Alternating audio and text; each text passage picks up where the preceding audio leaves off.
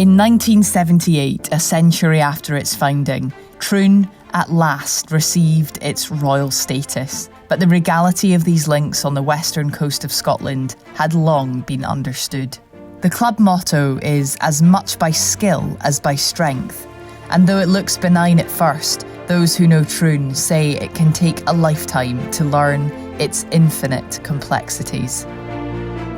Expanded to 18 holes in the 1880s, it's been the site of 10 Open Championships, where victors like Bobby Locke, Arnold Palmer and Tom Watson have managed to decode its mysteries, proving the course provides a canvas for the best golfers to display their genius. Royal Troon is sometimes described as a course of 3 acts, mirroring Dante's Divine Comedy. The first 6 holes are heaven and play along the flattest terrain on the property, easing golfers into the round. The second 6, purgatory, climb into a swirl of dramatic dunes and uncertain fates. Lastly, come hell, a closing stretch of attrition across a battlefield of peril. With a wind that often screams off the sea, Troon plays like a game of chess. Every hump and bump, every bunker and bush, every slope and slant must be appraised and avoided. Royal Troon favours no particular style of play, and success here isn't always about what you can do, but often about what you mustn't do. This is Every Hole at Royal Troon Golf Club.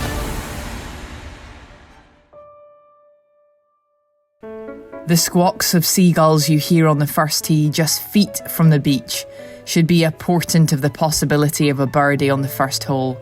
Number 1 is a short par 4, measuring just 370 yards, so an iron is often the prudent play to keep balls short of the 4 staggered fairway bunkers. More aggressive drives will need to thread the needle between them, leading to a delicate chip to a small green surrounded by several deep revetted sand traps. The putting surface has very subtle movement, but in firm conditions can be difficult to hold. The second features a tight fairway with a trio of bunkers cutting into play at 260 yards, and 3 more at around 320. Rolling ground contours tend to funnel balls into them, effectively reducing the size of what looks like a generous landing area. The entrance to the green is heavily guarded, so approaches must come in from the air. But since the hole usually plays downwind, it can be challenging to get the ball to stop, especially when pins are set in the front. Anything missing the small target left or right will be repelled from the putting surface. A third successive par 4 under 400 yards. Number 3 is named Gauze, which means furrow or drain in Scots. It refers to the water hazard that cuts through the middle of the fairway at approximately 280 yards from the tee. So most players will keep driver in the bag to stay short of a watery grave, though even that calculation can be tricky when the turf is running hot. That sets up a pitch shot of just over 100 yards. The greens at Troon are among the smallest in the Open Championship rota, half the size of nearby Turnberry and a quarter of the size of the double greens at St Andrews. And hitting and holding these targets is difficult, even with a wedge.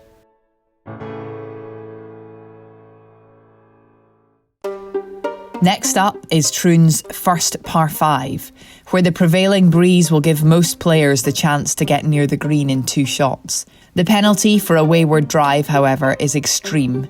The narrow fairway funnels shots towards the centre, but it is squeezed by 3 deep pot bunkers, and anything lost to the right will find some of the choppiest ground at Troon.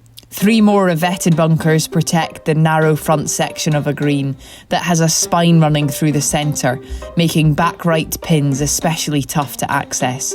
But all in all, this is another good chance to pick up a stroke. The 5th is the first of a stellar collection of par 3s, and is the most exposed to the ever-present winds that howl off the Firth of Clyde. The front and left sides of the putting surface are fortified with the course's typically deep and menacing bunkers, and the wind can take anything but a perfectly hit tee shot and deposit it into one of these sandy cellars. Troon's greens tend to be pinched in front and larger in the rear, so even when holes are forward, it's often better to take an extra club and play towards the centre.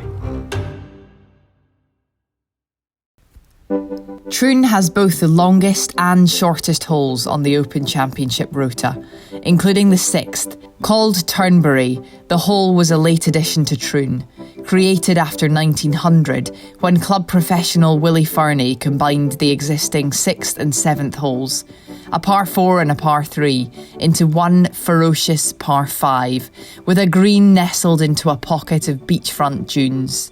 This begins the turn into the steep sandhills at the southern end of the course and is the last of the scoreable downwind holes. Hopefully you've stocked up strokes going out because you'll be spending them coming in. The 7th starts arguably the finest stretch of holes at Troon that play through rugged dunesland. The dogleg right par 4 starts from a tee set high above the fairway, giving a wonderful view of the challenge below. Those daring to flirt with the 2 fairway bunkers on the right can shorten the hole, but longer hitters need to be careful to avoid 2 more traps through the fairway that can catch overly aggressive drives.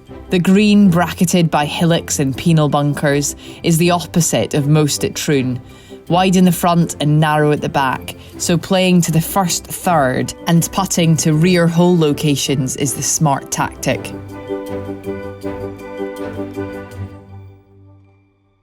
When Willie Fernie combined 2 holes to create the par 5 6th, he replaced the hole that was absorbed with a new one, located in the choppy dunes south of the 7th. Famed player and course designer Willie Park Jr., seeing the microscopic green nestled against the base of a tall sandhill prior to the 1923 Open, Troon's first, described it as a pitching surface skimmed down to the size of a postage stamp. The name postage stamp stuck. Any of the 5 ominous bunkers surrounding it can ruin a round, including Coffin, directly left, but the most catastrophic miss is usually the deep bunker set several paces below the right edge of the green. The postage stamp quickly became one of the most famous and feared short holes in golf. The swirling winds can make hitting the deep, narrow putting surface seem impossible, and the elevated tee provides an all too uncomfortable view of the bunkers. Its victims are legion. Herman Teises carded a 15 during the 1950 Open, with one writer describing the carnage as a horrible species of ping pong played between bunkers. Tiger Woods' weekend charge in the 1997 Open hit the skids when he made 6th at the 8th. And had Greg Norman simply parred the hole in the final round of the 1989 Open instead of making a bogey, the only bogey on his card, he'd have shot 63 and won the claret jug by a shot.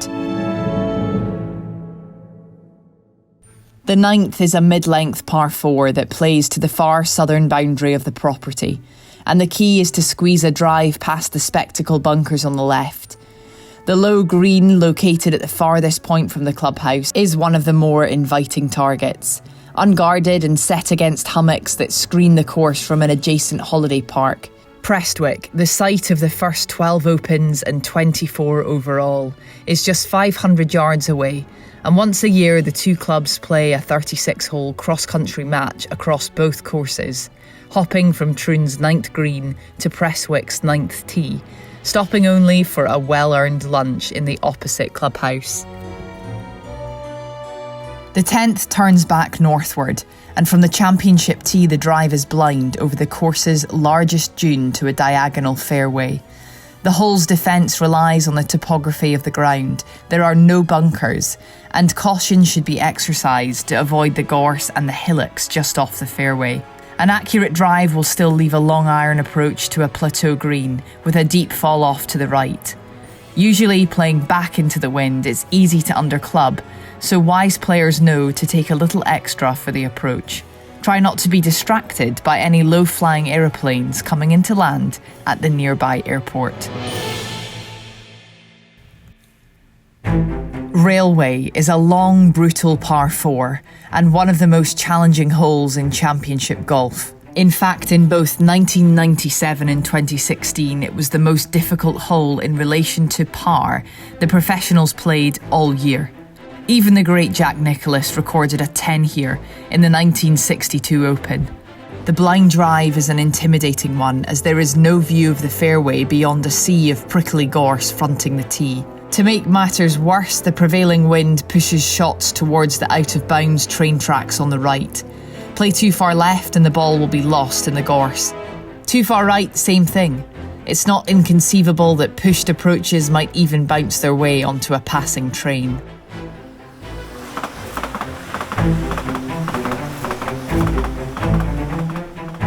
Hole 12 momentarily reverses the direction of play back to the south, and often gives golfers respite from the prevailing headwind faced on 10 and 11. There are no bunkers framing the fairway on this dogleg right, so picking a line to avoid the rough and more of the merciless gorse can be challenging.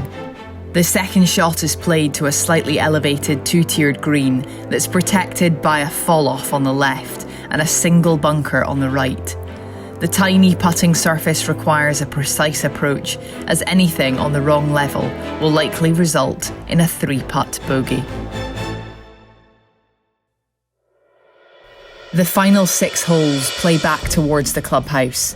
Welcome to hell. The 13th is a par 4 that features the most heavily contoured fairway on the golf course, that will leave an awkward stance for the second shot.